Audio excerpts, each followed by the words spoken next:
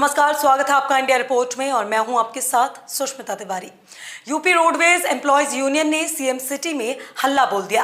गंदे पानी, कीचड़ और गड्ढों में खड़े होकर यूनियन के पदाधिकारियों और कर्मचारियों ने जोरदार प्रदर्शन किया। साथ ही जल्द कार्यवाही की मांग करते हुए कहा, अगर मांगे पूरी नहीं की गई तो करेंगे व्यापक विरोध प्रदर्शन।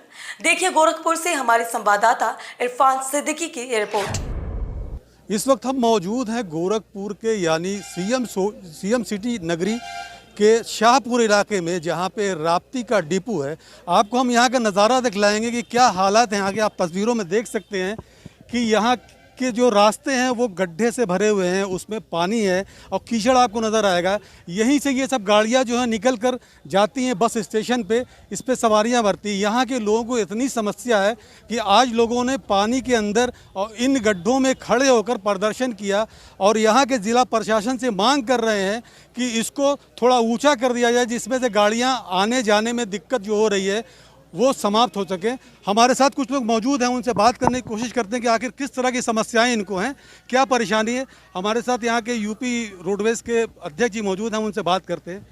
क्या आपको परेशानी हो रही है, क्या दिक्कत है, आप क्या डिमांड आपकी है? हमारी परेशानियों का अंत नहीं है। हमारी परेशानी जो बरसात होती है तुरंत शुरू हो जाती है, क्योंकि हमारे इस वर्कशॉप के परिसर का जो फ्लोर है वो लगभग 1.5-2 फुट नीचे है और नीचे होने की वजह से थोड़ा सा भी बरसात अगर होता है तो पानी यहाँ इतना डंप हो जाता है कि 3 से 4 फुट पानी लग जाते हैं, जिनको हम विभिन्न साधनों से निकालने का भी प्रयास निरंतर सालों साल करते रहते हैं, लेकिन सफल नहीं हो पाते हैं। उधर सड़कों के उच्चीकरण के कारण यहाँ और स्थितियाँ खराब हो गई। जब अगल बगल बरसात होता है तो अगल बगल की कॉलोनियों का भी पानी आकर हमारे वहाँ डंप हो जाता है, जिससे हमारी बसों का मेंटेनेंस रुक जाता है। हमारे वर्कशॉप के जो साथी हैं, फोरमैन हैं, मिस्त्री हैं, मैकेनिक हैं, मजदूर हैं, फीटर है, टायरमैन है, इन लोगों को काम करने में काफ़ी असुविधा होती है। चूँकि पानी में पूरी गाड़ी डूबी रहती है, इसलिए वो टायर नहीं बदल सकते, ट्यूब नहीं बदल सकते, उसके ब्रेक्स नहीं बदल सकते, तमाम मेंटेनेंस का कार्य नहीं कर सकते।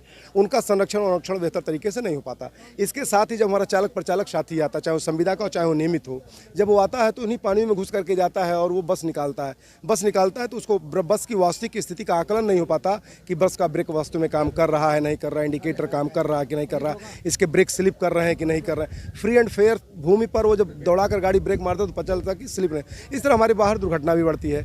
इसके अलावा रोडवेज पर शासन सत्ता कहीं ना कहीं से आंख बंद किए हुए है। इसके एसी बसों का कोई मेंटेनेंस नहीं हो रहा है, कोई स्पेयर पार्ट्स सही तरीके से प्राप्त नहीं हो रहा। हमारी 2400 25 गाड़ियाँ एसी के अभाव में खड़ी हैं, मेंटेनेंस नहीं हो पा रही हैं। नहीं तो क्या आपने इसके बारे में जो यहाँ के जिम्मेदार हैं उनसे आपने कुछ वार्ता नहीं की कि इस तरह की समस्या जो है उसका निदान हो? इस संदर्भ में हमारे सिस्टम की वार्ताएं होती हैं, जैसे आरएम साहब से बात करना, एसएम साहब से बात करना, आरएम साहब से बात करना।